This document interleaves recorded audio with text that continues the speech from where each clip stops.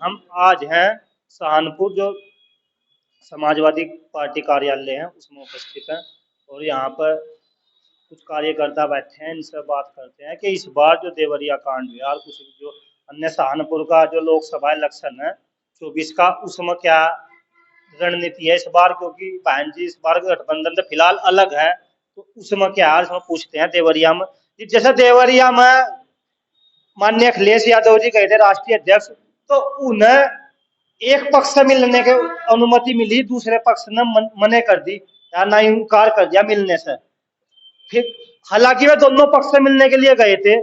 और जो दूसरे भी पार्टी के जो भारतीय जनता पार्टी के जो भी कार्यकर्ता जो भी नेता गए, वो सिर्फ एक ही पक्ष के तब मिलकर और वहीं से वापिस लौट गए, ना कि दूसरे पक्ष से मिले। बाकी दोनों के साथ में इतना ही हिंसा हुई है, क्योंकि पहली जो कार्रवाई करी गई थी वो दूसरे पक्ष से करी गई थी, जिसके 5 मरे हैं, और जिसका एक मरा है उसने तो क्रिया की प्रतिक्रिया में प्रतिक्रिया करी थी। तो इसमें भारत इसका समाजवादी पार्टी का क्या स्टैंड है? देखिए, समाजवादी पार्टी सब वर्ग की, सब जाति की, बिरादरी की पार्टी है, और जहां हिंसा होती है उसका कौन दोषी होता है उसकी सच्चाई जान करके समाजवादी पार्टी उनको मदद करने का काम करती है। हमारे राष्ट्रीय अध्यक्ष जी माननीय अखिलेश यादव जी दोनों पक्ष से मिलने के लिए गए थे, और दोनों की पीड़ा को समझते हुए उन्होंने यही कहा कि सरकार इसमें न्याय करे और जो भी इसमें दोषी पाया जाता है उसके खिलाफ कार्रवाई होनी चाहिए। लेकिन भारतीय जनता पार्टी का एक सूत्रीय कार्यक्रम है, हिंसा को भड़काना और हिंसा को उसको हवा हवा दे करके उसका रुख अपनी तरफ करना। ये भारतीय जनता पार्टी की सोच रही है, जो जातीय और धर्म के नाम पर राजनीति करने का काम कर रही है। समाजवादी पार्टी के राष्ट्रीय माननीय अखिलेश यादव ने हमेशा इसका विरोध किया है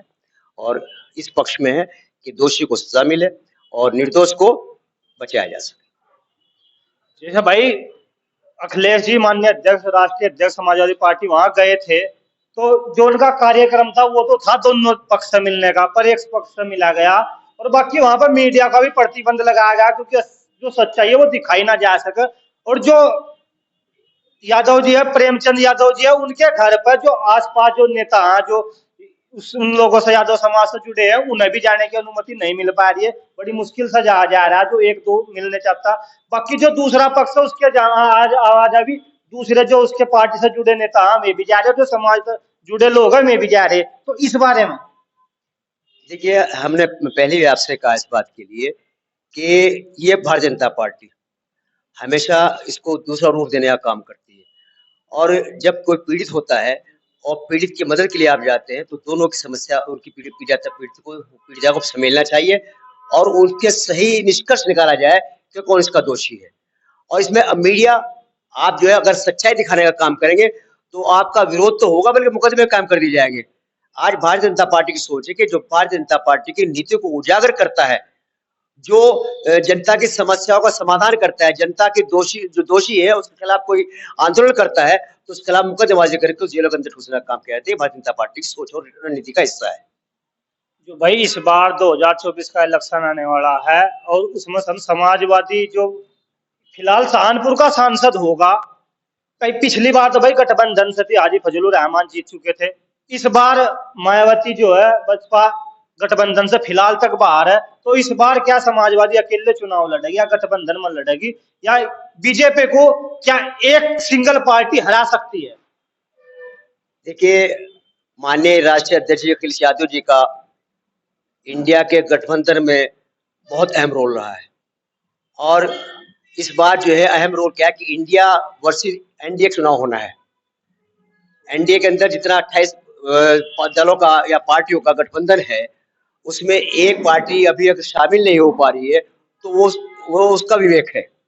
लेकिन समाजवादी पार्टी जनपद सहारनपुर राष्ट्रीय अध्यक्ष जी के निर्देशानुसार समाजवादी पार्टी ने अब जनपद सहारनपुर के लिए पूरी तैयारी कर ली है,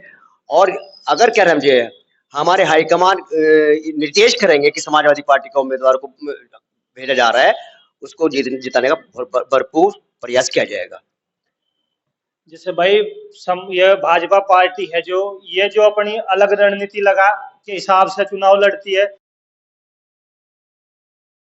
तो पर चुनाव लड़ेगी 2024।